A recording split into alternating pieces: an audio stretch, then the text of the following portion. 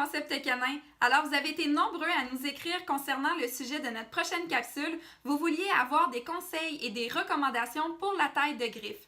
Alors, je dédie cette capsule pour la désensibilisation aux manipulations et à la taille de griffe. Pourquoi aux manipulations? C'est simplement parce que lors de la taille de griffe, on doit bien évidemment manipuler les pattes de notre compagnon. Mais tout d'abord, voici à quoi ressemble la griffe de votre chien. Comme vous l'aurez remarqué, il y a une petite veine à l'intérieur de la griffe de votre chien. Il sera très important lorsque vous allez faire la coupe de la griffe d'éviter de couper cette petite veine-là car tout comme chez l'humain, lorsqu'on coupe une veine, ça cause de la douleur. Et là, votre chien risque de craindre la prochaine taille de griffe étant donné la douleur qu'il aura vécue la dernière fois. Je vous présente un petit protocole de désensibilisation pour la manipulation et pour la taille de griffe.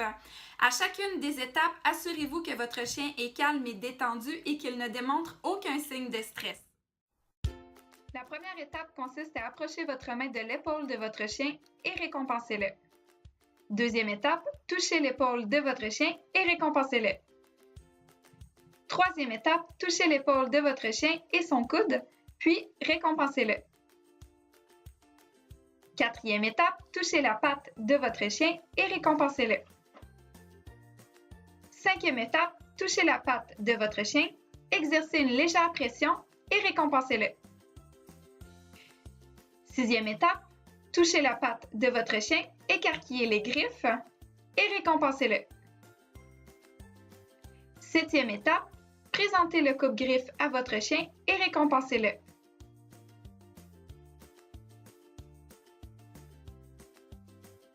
Maintenant, vous pouvez généraliser le comportement sur toutes les pattes de votre chien.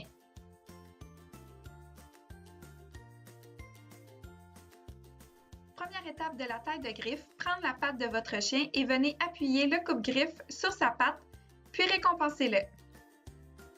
Deuxième étape, veuillez insérer la griffe dans le coupe-griffe sans la couper, puis récompensez-le. Troisième étape, insérez la griffe dans le coupe-griffe, puis coupez légèrement la griffe et récompensez-le. Encore une fois, travaillez chacune des étapes assez souvent pour que votre chien soit à l'aise à chacune de ces étapes et qu'il ne démontre aucun signe de stress. Également, généralisez le comportement à chacune des pattes de votre chien. Voici mes deux dernières recommandations pour la taille de griffe. Premièrement, utilisez un coupe-griffe qui est assez affûté pour bien venir couper la griffe de votre chien et éviter ainsi de le blesser. Et deuxièmement, mettez un tapis antidérapant sous votre chien pour éviter qu'il glisse et qu'il soit mal à l'aise durant la taille de griffe. Alors voilà, c'était mes petites recommandations pour la taille de griffe. J'espère que vous avez apprécié mes conseils et mes recommandations.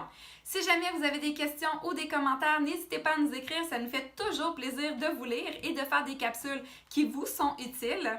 Et je vous souhaite une très belle journée et à la prochaine. Bye bye!